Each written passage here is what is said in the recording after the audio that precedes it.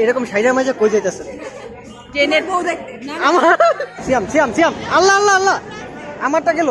পরে দেখা করো। তুমি আমার কোকা কোলাটা মারতেছো না শ্রাবণী? আর মারার জায়গাই তো এটা। মনে করো যে মানে দৌড়াবো আর তুমিও ট্রেনের ভিতরে থাকবা আর কইবা মানে আমি গানটা গাবো তুই দেখা তো এ জানো। সিগারেট আছে, সিগারেট শীত করতেছে ভাই, গরম লাগতো।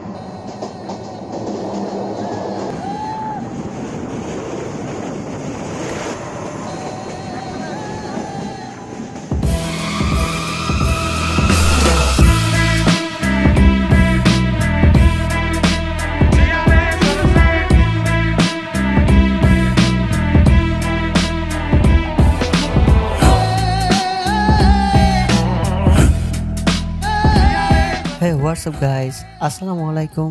কেমন আছেন সবাই? আবারও চলে আসলাম আপনাদের মাঝে নতুন আরেকটি ব্লগ নিয়ে। বাট এইবারের ব্লগটি দেখে অনেকেই অবাক হতে পারেন, কারণ আমার ব্লগ এরকমভাবে কখনো শুরু হয় না। সবসময় ইন্ট্রোটা ক্যামেরার সামনে থেকেই শুরু হয়, কিন্তু কিছু প্রবলেমের জন্য এবারের ব্লগটি এরকমভাবে স্টার্ট করতে হয়েছে। সবই জানতে পারবেন ব্লগের মাঝখানে আস্তে আস্তে। তার আগে বলিনি, আজকে আমরা যাচ্ছি সিলেট ফ্যামিলির সাথে, আর আমার কোনো টিম মেম্বার আমার সাথে যাচ্ছে না, তো পুরো ব্লগটা আমার একাই করতে হবে। তো যেতে যেতে আপনাদের সাথে শেয়ার করি আসলে ব্লগটি এইভাবে স্টার্ট করার কারণটা। আজকে 5ই ফেব্রুয়ারি আমরা যাচ্ছি আসলে সিলেট। তো আজকে বিকেল থেকেই আমরা কনফিউশনে ছিলাম যে আজকে আমরা যেতে পারবো কিনা। কারণ হচ্ছে যে তার আগের দিনেই সিলেটে একটা রেল দুর্ঘটনার কারণে সিলেটের সাথে পুরো দেশের রেল যোগাযোগ বন্ধ। তো আমরা বিকেল থেকে সন্ধ্যা পর্যন্ত অপেক্ষা করতেছিলাম যে আসলে আজকে আমরা যেতে পারবো কিনা। টিভিতে আমরা নিউজ দেখতেছিলাম, একের পর এক নিউজে বলে যাচ্ছে যে আরো কতক্ষণ সময় লাগবে, 1 ঘন্টা 2 ঘন্টা 3 ঘন্টা এরকম বলতে বলতে সন্ধ্যা 7:30 পর্যন্ত আমরা অপেক্ষা করার পর কমলাপুর একজন পরিচিত লোকের কাছ থেকে ফোন দিয়ে জানতে পারি যে আসলে আজকে ট্রেন যাবে রাইট টাইমে। তাই তাড়াহুড়া করে ক্যামেরা নিয়ে বের হয়ে যাই আর ব্লগ স্টার্ট করি। আর আশা করি পুরো ব্লগটা আপনারা সবাই এনজয় করবেন। দেখতে দেখতে চলে আসলাম ঢাকা বিমানবন্দর রেলওয়ে স্টেশন। তো এখানে আমাদের বড় ভাই আপনাদেরকে মনে হয় কিছু বলবে, চলেন কি বলে শুনে আসি। এই তো গাইস, দেখতে দেখতে এয়ারপোর্ট রেলওয়ে স্টেশন চলে আসছি। তো এখন আমরা আমাদের ট্রেনের জন্য অপেক্ষা করব। আর আপনারা তো অলরেডি জেনে গেছেন যে ট্রেনের কি অবস্থা। তো এখন আমরা রেলওয়ে স্টেশনে অপেক্ষা করতেছি আমাদের ট্রেনের জন্য। আর আমাদের ফ্যামিলির বাকি মেম্বারসগুলো সবাই ওই পাশে দাঁড়ায় আছে, আর আমার সাথে সিয়াম। তো গাইস, আরেকটা কথা, এবার আমার সাথে আমার কোনো টিম মেম্বাররা যাচ্ছে না, ফ্যামিলির সাথে যাচ্ছি। তো আপনারা হয়তো বুঝতেই পারছেন এবার আমার ব্লগটা অন্যরকম হচ্ছে, কারণ এবার আমি কোনো ইন্ট্রো দিতে পারি নাই। আর মূলত হচ্ছে যে আমি প্রতিবার যেরকমভাবে ব্লগটা স্টার্ট করি এবার সেরকম স্টার্ট করতে পারি নাই।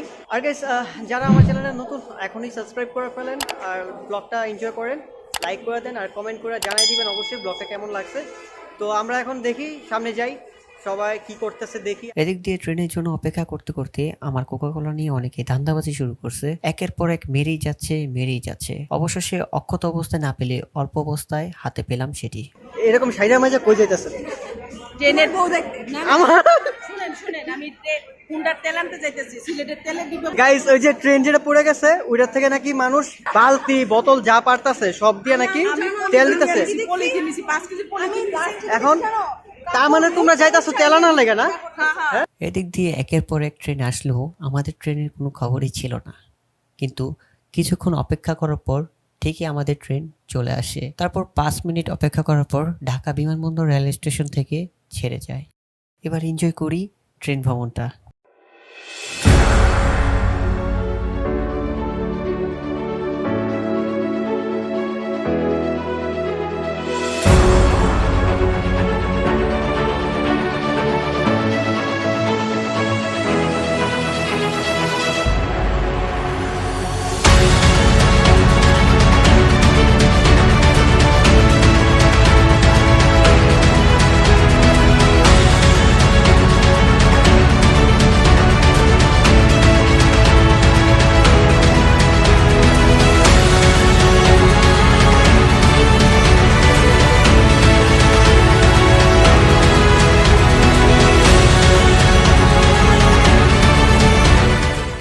এদিকে ট্রেন কিছুটা যাওয়ার পর খাবার নিয়ে লেগে যায় টানাটানি, কার থেকে মেরে কে খাবে। শেষে আমিও একটু চেষ্টামি করে খাইছিলাম, বাট এগুলা একটু একটু হয়, ব্যাপার না। অন্যদিকে আন্টি আমার কোকা কোলার বোতলটা নিয়ে লুকিয়ে রাখলেও ঠিকই আমার চোখে ধরা পড়ে যায়। কিন্তু যে আমি টান দিয়ে আনতে যাব আন্টির চোখে ধরা পড়ে যায় এবং আন্টি সেটি আবারও টান দিয়ে নিয়ে যায়। কেন ভাই আমার সাথে এরকমটা কেন হয়? তো অনেক হয়েছে দুষ্টামি ফাজলামি, তো চলুন ট্রেনটি আমরা একটু ঘুরে।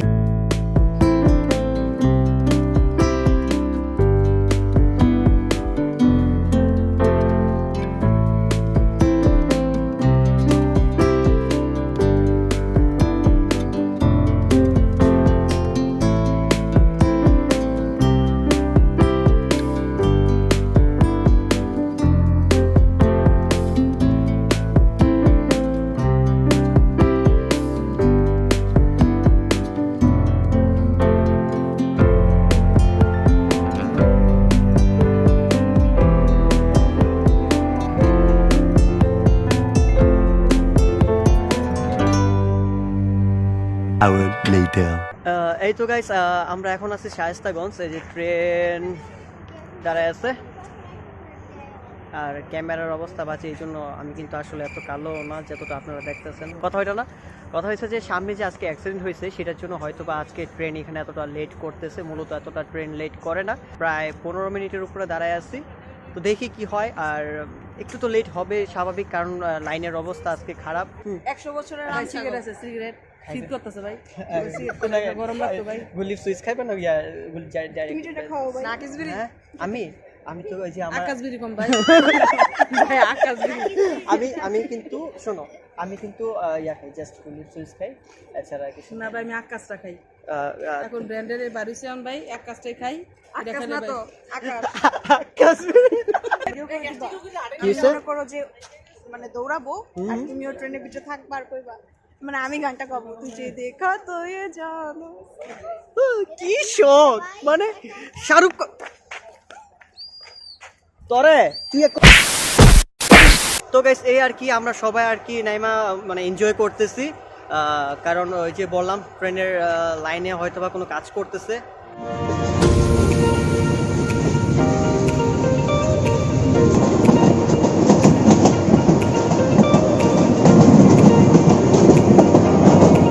এদিক দিয়ে ট্রেন কিছুক্ষণ চলার পর আবার আরেকটি স্টেশনে এসে দাঁড়িয়ে আছে 20 মিনিট যাবত।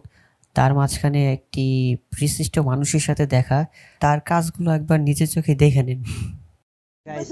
গাইস আর পরিস্থিতিটা দেখেন, মানে ও একবার ওইদিকে দুয়া ছাড়ে এই যে আবার ঘুরতেছে, আবার এদিকে দুয়া ছাড়বে, অবস্থাটা দেখেন। এই যে বিড়ে নিল, এটা হচ্ছে সে মশা তাড়াচ্ছে বিড়ির আগুন দিয়ে, এই যে দুয়াটা ছাড়লো, আবার ওইদিকে ঘুরবো, যাতে তাকে মশা আক্রমণ না আবার করে। কি সাইড চেঞ্জ হয়েছে? সাইড চেঞ্জ হয়ে গিয়েছে, আরে মোডও চেঞ্জ, মোড়ু চেঞ্জ, রাগ মশা করছে। মনে হয় ওদিক দিয়ে আসছে তাই। হ্যাঁ, আবার চেঞ্জ হইব, আবার চেঞ্জ হইব, দুটো রান দিয়েছি, আবার মুড দেখছো চেঞ্জ, মুড চেঞ্জ। এখন দেখ ডাইরেক্ট উল্টা দিকে না, এতক্ষণ পূর্ব পশ্চিমে দিছে, এখন উত্তর দক্ষিণে দিতেছে। মশা তাড়াচ্ছে। ভাই রে ভাই, কি জিনিস! ও এখন আবার চেঞ্জ হইব, মানে যে জায়গায় সারা দুইবার জায়গা তিনবার মেরে দিয়েছে, এখন আবার ঘুরবো। এই যে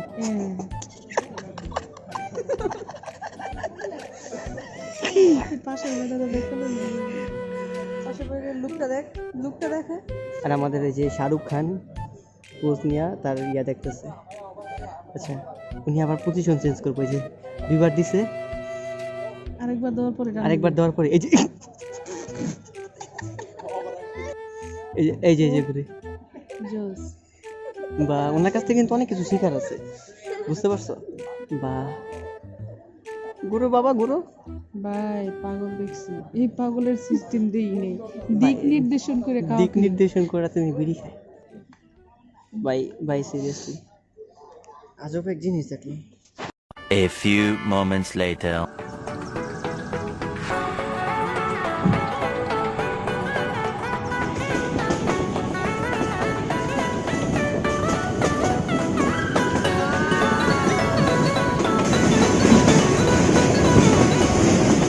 এদিক দিয়ে রাত ফুরিয়ে ভোর হয়ে গেল, ট্রেনও একের পর এক স্টেশনে দাঁড়াতেই থাকলো। আসলে আন্তনগর ট্রেনে কখনো এরকম হয় না, কিন্তু ওই দুর্ঘটনার জন্য এটা হচ্ছে সেটা আমরাও বুঝতে পারতেছি। এখন আসলে কিছুই করার নেই।